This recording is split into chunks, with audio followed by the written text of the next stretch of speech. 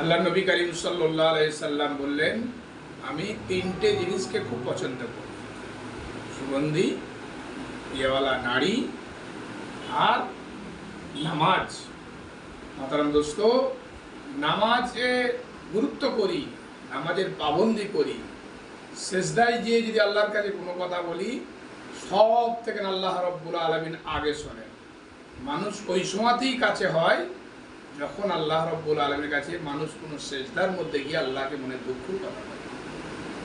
মাতারাম দোস্ত, সেই জন্যে আল্লাহ নবী পছন্দ করতেন নারী বিয়েওয়ালা।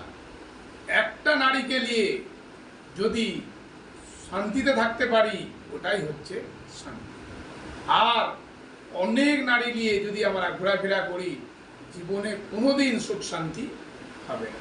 সেই জন্যে আমরা খেয়াল রাখবো, সুগন্ধি, বিয়েওয়ালা নারী আর নামাজকে আমরা পছন্দ করব। আল্লাহ নবী করিম সাল্লাল্লাহু আলাইহি সাল্লাম বলে গিয়েছেন, আমরা এই কথা মতন নিজের জীবন চালাবো। আল্লাহ রাব্বুল আলামিন আমাদের চলার তৌফিক দান করুন, মেনে এবং সেই মতন নবীর তরিকা মতন চলার তৌফিক দান। আলহামদুলিল্লাহ।